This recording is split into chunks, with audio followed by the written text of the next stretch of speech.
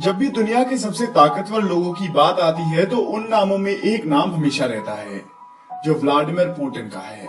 आप में से ज्यादातर लोग इनके बारे में भली भांति जानते होंगे, पर जो नहीं जानते उनको बता दूं कि ये रशिया के प्रेसिडेंट हैं और लगातार 4 बार से वे प्रेसिडेंट बन रहे हैं। प्रेसिडेंट से पहले ये बतौर प्राइम मिनिस्टर भी काम कर चुके हैं। जब ये पॉलिटिक्स में नहीं आए थे तब फॉरेन इंटेलिजेंस ऑफिसर हुआ करते थे, लेकिन जब इन्होंने पॉलिटिक्स में कदम रखा तो उन सभी ऊंचाइयों को छू लिया जिसके बारे में कई लोग तो कल्पना भी नहीं कर सकते। यूं तो इनका जन्म एक मिडिल क्लास फैमिली में हुआ था और इनका पॉलिटिक्स से दूर दूर तक कोई वास्ता नहीं था, पर उसके बाद जब इनको पॉलिटिक्स में इंटरेस्ट आया तो उसका नतीजा तो हम सभी को पता है। आज की इस वीडियो में हम रशियन प्रेसिडेंट व्लादिमीर पुतिन के जीवन की कहानी को शुरू से लेकर जानने की कोशिश करेंगे और जानेंगे कि कैसे वे एक आम परिवार में जन्म लेने के बाद भी रशिया जैसे बड़े देश के प्रेसिडेंट बन सके। व्लादिमीर पुतिन का जन्म 7 अक्टूबर 1952 को रशिया के सेंट पीटर्सबर्ग में हुआ था। उनके पिता का नाम था व्लादिमीर स्पिरिडोनोविच पुतिन और माँ का नाम था मारिया इवानोवा पुतिन। इनकी माँ एक फैक्ट्री में काम करती थी, जबकि इनके पिता पहले आर्मी में थे और उसके बाद उन्होंने ऑटोमोबाइल फैक्ट्री में काम करना शुरू करा, जिस वजह से नन्हे व्लादिमीर पुतिन का बचपन बड़े ही कठिन ढंग से बीता। वे जब लगभग 8 वर्ष के थे तब उन्होंने प्राइमरी स्कूल से अपनी स्कूल की पढ़ाई करनी शुरू करी। वे 1960 से 1968 तक 8 सालों तक इसी स्कूल में पढ़े, जिसके बाद उन्होंने अपनी हाई स्कूल की पढ़ाई शुरू करी। इस दौरान उनको सांबो और जूडो में भी काफी इंटरेस्ट आ गया था। जूडो सीखने के पीछे जो मुख्य वजह थी वह ये थी कि उस दौरान फिल्म्स बनाई जाती थी जिसमें एक्टर्स जूडो करते हुए नजर आते थे, और वही वक्त था जब वो पहली बार राजनीति या उसके संपर्क में आई। इस दौरान वे communist party of the Soviet Union से जुड़े और सोवियत यूनियन के साथ जुड़ते जुड़ते ही उन्होंने साथ साथ अपनी ग्रेजुएशन भी पूरी कर ली। लॉ स्कूल से पढ़ाई पूरी करने के बाद वे सरकार द्वारा संचालित इंटेलिजेंस एजेंसी केजीबी में चले गए। इस एजेंसी के लिए उनकी ट्रेनिंग केजीबी स्कूल मॉस्को में हुई थी। उसके बाद उन्होंने केजीबी एजेंसी के डायरेक्टरेट सेक्रेटरिएट के रूप में काम करना शुरू कर दिया। वहां उनके अच्छे काम को देखते हुए उनको कुछ समय के बाद काउंटर इंटेलिजेंस डिवीजन में भेज दिया गया। 1985 से 90 के बीच वे ईस्ट जर्मन की ड्रेसडेन सिटी में बतौर अंडरकवर एजेंट काम करते रहे। जर्मनी में रहते हुए व्लादिमीर पुतिन ने शानदार काम किया और उनके हार्डवर्क का नतीजा ये हुआ कि उनको लेफ्टिनेंट कर्नल बना दिया गया। इसके महज कुछ समय बाद ही वे इंटेलिजेंस ऑफिस में हेड ऑफ द डिपार्टमेंट के सीनियर असिस्टेंट बन गए। वे 1990 में लेनिनग्राड वापस आए और लेनिनग्राड स्टेट यूनिवर्सिटी में बतौर लेक्चर अपॉइंट किए गए।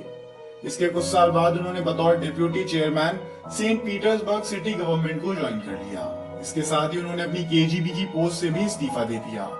अब पुतिन का ध्यान राजनीति की तरफ बढ़ने लगा था। 1996 में वे अपने परिवार के साथ मॉस्को शिफ्ट हो गए, जहां उनको प्रेसिडेंशियल प्रॉपर्टी मैनेजमेंट डायरेक्टरेट के डेप्यूटी चीफ के रूप में अपॉइंट कर लिया गया। उसी साल उन्होंने प्रेसिडेंशियल एग्जीक्यूटिव ऑफिस बतौर deputy chief of staff join किया और साथ में chief of main control directorate भी बने। उसी साल उनके अच्छे काम को देखते हुए उनको director of federal security service भी बनाया गया। इतनी तेजी से शायद ही किसी और ने तरक्की करी होगी जितनी तेजी से व्लादिमीर पुतिन आगे बढ़ रहे थे। इसके कुछ समय बाद ही वे security council of the Russian federation के सेक्रेटरी भी बन गए। 1999 में उस वक्त के रशियन प्रेसिडेंट बोरिस येल्त्सिन ने उनको प्राइम मिनिस्टर नियुक्त किया।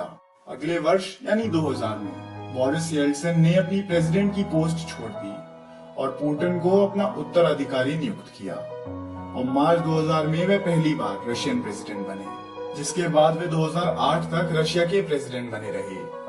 नियमों के हिसाब से वे चाहकर भी तीसरी बार प्रेसिडेंट नहीं बन सकते थे, क्योंकि कई देशों की तरह ही रशिया में भी कोई भी व्यक्ति सिर्फ 2 बार ही लगातार प्रेसिडेंट बन सकता है। तो 2008 में दिमित्री मेदवेदेव प्रेसिडेंट बने, लेकिन इस दौरान भी पुतिन सत्ता से दूर नहीं रहे, बल्कि देश के प्राइम मिनिस्टर बन गए और 2012 में उन्होंने एक बार फिर वापसी करी और वे तीसरी बार रशिया के प्रेसिडेंट बनने में कामयाब रहे। पहले रशिया में प्रेसिडेंट की टर्म सिर्फ 4 साल होती थी, जो 2011 में बढ़ाकर 6 साल कर दी गई। इसीलिए 2012 में जीतने के बाद व्लादिमीर पुतिन की तीसरी टर्म 2018 में खत्म हुई और 2018 में उन्होंने एक बार फिर से चुनाव लड़ने का फैसला किया और वे लगातार चौथी बार प्रेसिडेंट बनने में कामयाब रहे। अब वे 2024 तक रशिया के प्रेसिडेंट के रूप में काम करते रहेंगे। ये तो थी व्लादिमीर पुतिन की प्रोफेशनल लाइफ। वहीं अगर उनकी पर्सनल लाइफ की बात करी जाए तो उन्होंने 1983 में ल्यूडमिला शेरेबनेवा से शादी करी। शादी के 30 सालों के बाद 2013 में दोनों ने एक दूसरे से अलग होने का निर्णय लिया और 2014 में दोनों का डाइवोर्स हो गया। तो दोस्तों, ये थी कहानी दुनिया के कुछ सबसे ताकतवर व्यक्तियों में से एक, व्लादिमीर पुतिन की।